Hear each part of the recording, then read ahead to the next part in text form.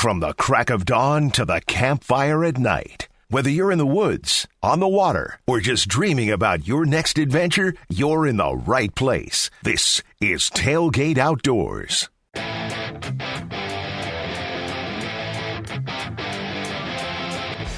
Good morning, everybody, and welcome to another episode of Tailgate Outdoors. I'm your host, Dan Casper, as always, and a quick reminder that if you ever miss an episode of Tailgate Outdoors, we are available in podcast form. Just look up Tailgate Outdoors wherever you listen to your podcasts, like Spotify and Apple.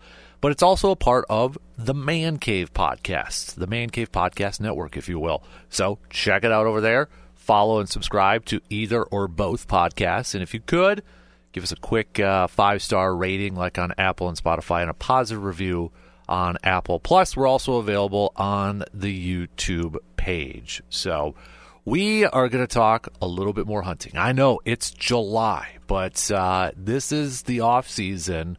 To put it in kind of a sports sense, this is the off season that you should be putting in the time, the training to get ready for hunting season.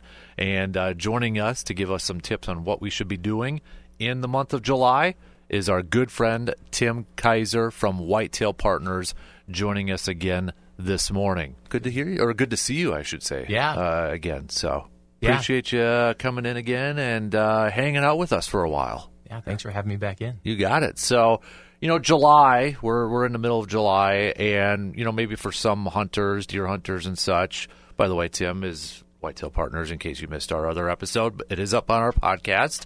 If you want to check out and learn a lot about what Tim does to help out deer hunters and landowners and such. So fantastic conversation. But Tim's going to be joining us quite a bit to kind of help us improve our hunting game, which I know I need. So I'm anxious for this too. So first of all, we appreciate you taking time every month, every couple times each month going forward and talking a little hunting. But, with July, maybe for some not even thinking about deer hunting right now, but it is kind of a pivotal month, right, to get ready for the upcoming hunting season. Yeah. So stat of the day, we're only 65 days out from bow opener. Oh, boy. Yeah. So when you put it in that perspective, it's not that far out. We're 2 months away. It's weird how you get to the 4th of July and it's not hunting on your brain, but we're coming up on it quick. Right. Exactly. So, I've got my trail cameras out. I actually just moved them during the 4th week and such. And, you get the fawn still popping up on there and such. But how important is it, do you think, for the month of July for like trail cameras and placing trail cameras this month? Yeah, this is typically when I start putting mine out. Okay. Some people leave them out year-round. That's fine. But July is where I really start to see bucks are putting on a lot of antler growth. You're starting to get an idea of what they might look like. It's not so much important to figure out, hey, what's this buck doing? But just to kind of get that general inventory of what might be on your property, what might be in the area. And then as the month goes on, you're really going to start to have a good idea of what they're going to be. It's about 85 to 90% of their total antler growth is going to be done by the end of this month. Oh, okay. So by the time we're rolling around to August, you pretty much know what you've got. Right. So kind of maybe off topic. Trail camera-wise, are you the cellular? Do you use the cellular? Because that's what I've got. Absolutely. Okay. Isn't it weird to see like how much I remember the old big D battery trail cameras that you had to film develop and you couldn't, you had to wait until that was developed to see what was on there. And just the last 15, 20 years, how much it's advanced. Yeah. It's crazy. Yeah. I mean, they're a great tool. Especially in season, I think, is where cell cameras are so important because you just stay out of the woods. You're not checking them, right? Now it's pulling chips, memory cards, and you're not doing that. But even in the summer, how fun is it when all of a sudden you get a notification on your phone at 8 o'clock at night that you have some deer on the camera? It's a lot of fun. Yep. Or like for my instance, just a couple days ago, I had a bear mess with mine, so it's a little kinked up there too. So dealing with that right now, but that's you're kind of used to that at this point, constant, probably. Right? Yeah, exactly. It's mind-boggling that how they always find it and they always play around with it. So mess it up just enough that you got to go out and fix it. Yep, exactly. Yep. So. Are you putting trail cameras this might sound like if this is a dumb question, I apologize, but are you putting them at different areas right now than maybe what you would be doing when it comes to bow hunting season? Oh, that's a great question. Okay. And the answer is yes. Okay. Right now, I'm not worried about, hitting specific trails where deer might be coming through or putting them by my tree stand locations. Right now, I'm looking at if you have mineral sites, if that's legal where you're hunting, that's a great place to have cameras. Of course, water holes, which is something we talked a little bit about last time. Those water sources are great. But another one is, you hit those summer food sources. Maybe it's your bean field or your corn field. There's a lot of deer using that. That can be kind of tricky for getting camera pictures. Mm-hmm. So what I like to focus on is if you have kind of a secluded inside corner on that field, maybe it's further from the road or not visible from a lot of the rest of the field. It's a little more secluded. Or maybe a place where it's a little lower, a little shadier. Mm-hmm. It's a little cooler in there then, and deer tend to kind of congregate in those areas. So if you get the camera in that spot specifically within that big field, you might be more likely to get some good buck photos. Mm-hmm. I thought I read this somewhere too, and I'm curious to get your opinion. Like, now early season with trail cameras, you kind of want to find those does and where the fawns are too, because eventually that will lead to bucks and such. Is that still too early in the season for that, do you think, or do you think there's some merit to that? No, I think there is some merit to that. Okay. I think when you're trying to get an idea of where your doe family groups are spending time, come fall, come rut, that is where those bucks are going to be checking those areas out. So it might not be out in the middle of the bean field, but if you notice this is an area where does are tending to be bedding right now, then that can be useful. Mm-hmm. How many would you say say there's a 50-acre area? Yeah. How many trail cameras, is there such thing as too many trail cameras on there? Or do you try not to have too many? Because it does, as we were just saying, a little bit easier to have the cellular ones so you're not walking through. Mm-hmm. Is there such a thing as too many trail cameras on a piece of property? If they're all cell cameras, I guess you could put out as many as you wanted to. Mm-hmm. It's when you get into those cameras, you're going in and checking all the time, and you have a bunch, and you're in there constantly. That's where I would say, it could become a negative. Mm-hmm. But I think more information is always better when you're hunting. So I don't think there's a number that's too many if you're not going in and disturbing the area to have those cameras. But I would say too, you're talking about a 50-acre piece of property. We feel like I think cameras give us all like a false sense of security that we know exactly what's going on everywhere. Mm-hmm. When in reality, they're just like this one little sliver of your property at one given moment in time. Mm-hmm. And so, you feel like you've got everything covered. Just don't rely just on those cameras. There's a lot going on out there besides that. I fall in that quite a bit when it's hunting season. You got the one that shows up. I'm like, oh, dude, I know that's where I'm sitting and never see it again. Yeah. I fall in that false sense of security a little bit that way. Yeah. So. You're always seeing something that already happened, mm-hmm. right? And so I think cameras can be a great tool, mm-hmm. But I think we kind of become dumb hunters sometimes because we just rely on that crutch. Mm-hmm. And I'm guilty of it too. Like you said, you start chasing that deer that you saw 2 or 3 days ago, mm-hmm. Or maybe cameras have been quiet and you're going, well, there's no reason to go out tonight. Right. So I always say cameras are a great reason to get in the stand, but they're never a reason to not go hunting. Oh, I like that quote. I'm going to remember that when I'm like self-doubting myself. That's right. In that. So you were talking a little bit earlier about antler growth. What is the biggest way or the best way to have improved antler growth from a deer? Is it the food plots? We hear a lot about mineral sites, like you mentioned, depending on if you're legal and that. Is there certain sources that help improve antler growth among bucks? Yeah, those mineral sites are going to be great for that given year. They're going to help the buck reach more of its potential, right? But it's really kind of a year-round cycle because it starts with the health of the mom, of the doe when that fawn is born. There's been a lot of studies that show that bucks reach their genetic potential a lot quicker if their mother is very healthy, and as that doe is feeding the fawn, that fawn gets off to a healthy start. So it can make a big difference in that first year, even whether that deer in year 2 or year 3 is really developing. So it starts there, and then it goes into the fact that if there's proper food sources on the property, whether that's food plots or that's natural browse or ag fields, whatever the case is, the more weight that they're putting on during the year, the quicker they recover after they cast those antlers. Then the next year, they're not worried about recovering as much as they are. They can put more of their energy into that antler growth. So it's kind of a constant cycle of not only what they're doing in the year that they're growing the antler, but also just their overall health. With staying with like food and crops and such, I would just give you an example of like something we deal with our land. So across the road from us is an ag field, and they usually alternate between soybeans and cornfields. And we notice a difference in deer movement depending on what they plant every year. Like, so this year soybeans, next year it's probably going to be corn, but we know obviously there's different Is that something you take into effect, or people should take into effect when they're thinking about where stand placements or where hunting, depending on maybe what the neighbor's planting across the field and such? Because I feel like it has an effect on deer movement, depending on what even though it's food, depending on what type of food it is. Yeah, I agree. I mean, beans are a great draw, but they don't provide as much cover for deer, so you're not going to see a lot of deer come, September bedding in a soybean field. Right, yeah. Right? I have a big field across the road from our property. It's like 80 acres, and it's the same idea, right? It's a farmer who's doing a bean and corn rotation every other year, and the years that it's beans, they tend to bed a little more on our property. Yep. The year it's corn, gives a little more cover for those deer along the edges of that cornfield. They do bed across the road a little more, and so that might change when they're coming onto my property or where they're coming onto the property. So you want to pick up on those things, and your hunting experience doesn't end at your property boundaries. And so being aware of what your neighbors are doing is a big part of it.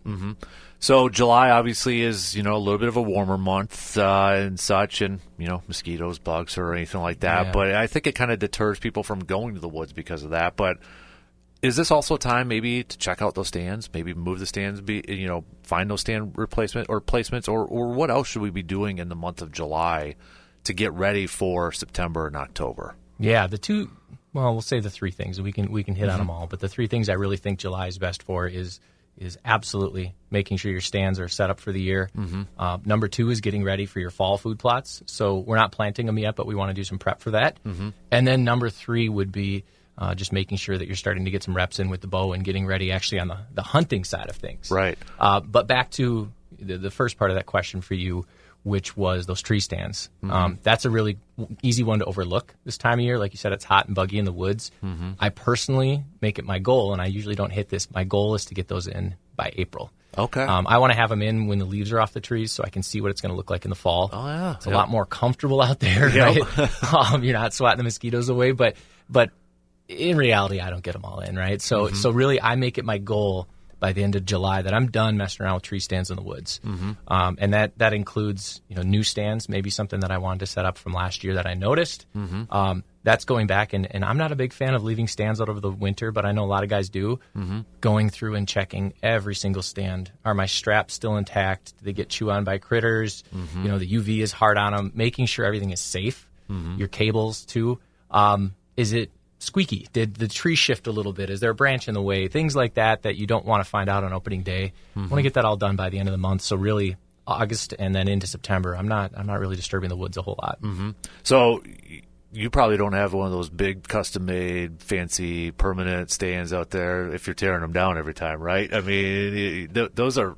I can't imagine sitting in one of I don't have any of those, but it's like, I don't know if that's hunting anymore, to be honest with you. It's tough. Well, it's not tough, but it's probably comfortable back there. But, it's tough not to fall asleep. There you go. Thank you. No. Yeah. Hand up. I've got 2 of them. Okay. They're great to hunt out of. Super comfortable. Those stay in the same spot, every year. They're on, larger food sources that are going to be just predictable spots where it's like things really aren't going to change year to year. And they're nice for rifle hunting out of, as well as, we talked bringing about a kid over. I was just going to say, talked about that last time, bringing our kids. They can come up there with their backpack full of activities and sit on the floor and still hunt out of them. So they got their place. Right. Yeah. But yeah, the rest of my stands, I'm some of them I'm putting up in the same spots each year. Some of them maybe are new or slightly different spots depending on, what I observed the year before. Would you say, so if you're walking and scouting around, like the deer movement, you find a trail and that, do you think the odds are that those are the same trails and movement that they're probably going to be using in a couple months when it comes to fall, if you're placing those stands based off that? Yes and no. Okay. I'm not going to worry too much about those trails that are heading into food sources this time of year, because those are going to change a lot as the bean and corns come off. But if you're finding major trails, maybe leading out of an area that you think deer are bedding in, that's a great spot to start. So whether it's July or whether it's October, if there's deer bedding in an area and then leaving from there, that's a great place to sit. And I would key in on that even if it was today. I'm glad you brought up food plots, because this is something that I've always tried to find out more info about. Do you plant them in the spring? Do you plant them in the fall? Is there a benefit to one or the other? Because, I'll be reading the back and it says, don't plant until August. I'm like, really? That seems a little late and such. So is there a benefit to having planting in the spring compared to the fall? Is there a place for both? Or does it depend on, because we're in Wisconsin, weather-wise, does that depend? What are your thoughts on that? Yeah, well, I think what's one of the most polarizing topics out there is food plots, because people have very specific ideas of what they should do. Right. And if you don't do it their way, you're an idiot. Yep. It's a great question. I think there's kind of couple different programs you can put yourself on. There's the people who want that spring planting that's going to roll into a fall planting. And the benefits there are, number one, you're providing food for your deer year-round. And number two would be weed suppression. So if you have like a healthy clover that's coming up or some soybeans all spring and summer, those weeds aren't going to be able to take off and establish themselves. And so then if you decide to plant something into those plots in the fall, they have a better chance of getting going without you needing to spray or till under some of those things. But that's time and money, and everybody's in a different place as far as how much they want to put into those food plots. Right. I do a little bit of that, but most of my plots, what I do is just the fall planting. Right around that end of July, first couple weeks of August time frame is when you're going to want to get those fall plots in. And it's not so much about like, hey, by August 7th I need this in, or by July 31st. It's more about timing it up with rainfall. Okay. I would rather plant my plots 2 weeks late, knowing that the next day I'm going to get a good half inch to inch of rain to make sure that things germinate right away, as opposed to rushing it because of a specific time frame I had in mind. Right. Now, a lot of, with certain properties, and this may come in where what you do for your job too, what if you don't have a big area for a food plot? You hear about the logging trail, food plots, those type of size. It feels like there's a food plot for every type of situation now. You just go shop and it's like, hey, this is just a throw and grow, and you can put on the on the logging road. It feels like there are options if you don't have that field to plant a food plot. It seems like though that you could still probably try to plant something. Yeah, it can be so low tech and so simple. We sometimes we make things harder than they have to be. Right. If you've got a rake and you've got a can of Roundup or a jug of Roundup, and you've got a little hand broadcast seeder, you can get a food plot in the ground. Now it might not be pretty. You might not put on the cover of a magazine, but going in, and even within the woods, if you can find an area that's getting some sunlight, you go in and rake away all the leaves, all the vegetation that's there. If there's a lot of stuff growing, maybe just hit it with that Roundup to kind of kill things, and come back in a week, 10 days, just hand seed in that area. It could be 1/10 of an acre. It could be 2/10 of an acre. It doesn't have to be something really big. But if that's the best food source, and maybe it's closer to a bedding area, it's kind of the first spot they might hit, getting out of the bed in the afternoon. Can be a great spot to hunt, and it's not a lot of time or work on your part. How much should we be? Because sometimes I'll be watching the videos or reading. It's like pH. You gotta take that. Is that something that you kind of do too? The pH samples to see this type of soil, and then does that relate to what you can plant in that area? Yeah, soil health is a really important thing you want to consider, especially as you're getting into those larger plots. If you're in the woods in a small area, kind of like what we just talked about, it's going to be relatively difficult in the course of 1 year to really worry too much about that. But you mentioned kind of those throw and grow type products. It's a lot of clover, it's chicories, things like that. They're going to typically tolerate some of those varying soil conditions better. Okay. It's when you're getting into the larger plots, when you're wanting to really maximize your yields. You're looking at some of those more finicky products, like maybe it's your brassicas or your turnips, your radishes. That's where that soil health really starts to play an important role, and that takes kind of a whole year cycle. So it's getting those samples, it's getting the recommendations on what we might need to apply, whether that's lime, potash, whatever, to get that soil back to that relatively neutral pH level, and then planting into that, or looking at planting specific crops that may help year over year develop that pH to where you want it to be. And then the third item that you mentioned, practicing with the bow right now. It's kind of like the off-season training, spring training, but for hunting a little bit, right? Summer training for fall and such. So when you're doing that, I mean, are you just like, all right, I'm going to walk off 25, 30 yards and do that? Do you try to put yourself in the stand, in a position, in case that moment happens? Like, do you have a routine? Everybody talks about a practice routine. What are some of the things that maybe hunters should be doing right now with practicing with that bow? Yeah, you mentioned getting maybe specific yardages or getting yourself in an elevated position. Those are great any time of year. But for me, the summer months is just about like, it doesn't matter if it's 10 yards, if it's 40 yards. just get reps in. It's we pull our bow back. We haven't done it since, if you didn't shoot a deer, maybe you haven't done it since September, October last year. Right. It's been a long time. Just getting that muscle memory down again, getting comfortable, getting stronger with that, because those aren't muscles you use very often. Just putting as many arrows downrange as you can is, to me, the most important thing this time of year. But I think the other part of that is trying to shoot maybe just a little further than you might shoot during the season. Okay. It's kind of like swinging with a weighted bat. Yeah. Right? So if you start shooting at 50 and 60 yards over the course of the summer, you get that 25-yard shot during the season, it feels like a chip shot. So I never thought of it that way. Stretch it out a little bit. Yeah. And then as the season, we move into August and September, and we'll talk about it more, but that's when you start getting, or for me anyway, getting very specific to like the hunting application of what kind of shots I want to take. Yeah, and that's where I was going to kind of lead into, but I never thought of it that way, starting off further away, because you're right, that's a great analogy with that weighted bat. And because you want to be super confident with that 25-yard shot, right? You want to be super confident within 30 when that time comes. Yeah, if that's the furthest you ever practice, that's always going to feel like a little bit of a push or a stretch for you. Right, yeah. But if you get comfortable longer shots, then that'll help kind of fine-tune your form too. That's something that I always encourage people to do. Right. So do you think because I always remember when I was a kid, I was always told to, when you're in a stand, you got to practice sitting down shooting, or if you always stand up, then you're going to have to stand up in the stand.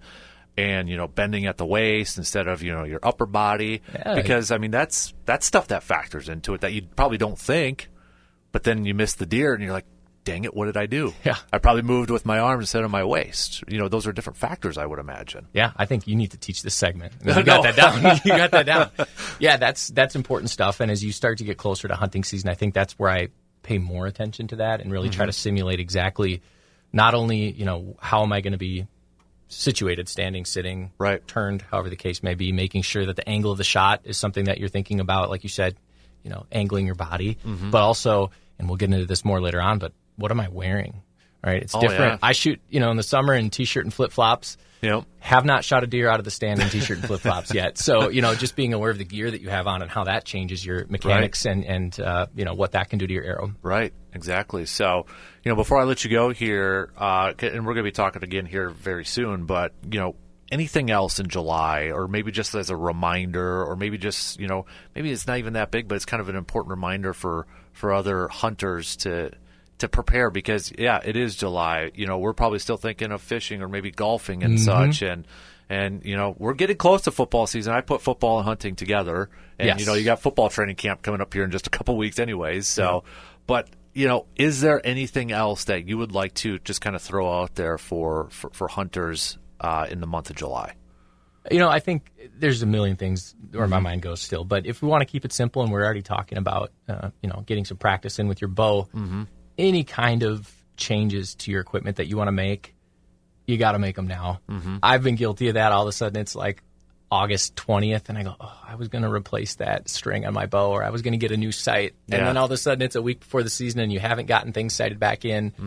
Make those equipment changes now. The lines at the bow shop are going to be a lot shorter. That's true. You need to get things turned around. So, get that done now so that as you get into the rest of the summer, get ready for hunting season, you feel comfortable with the equipment you have.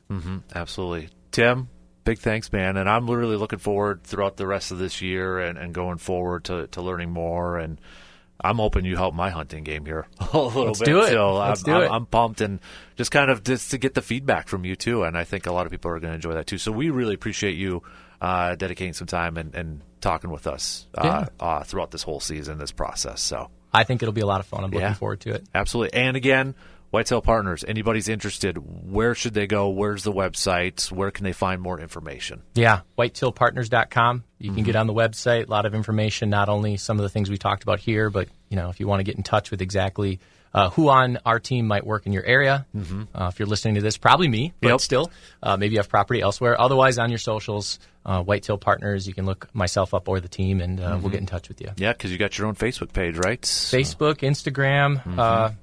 We'll find you where you are. Perfect. Tim, appreciate it, man, and we'll talk again really soon. Awesome. Thanks, Dan. You got it.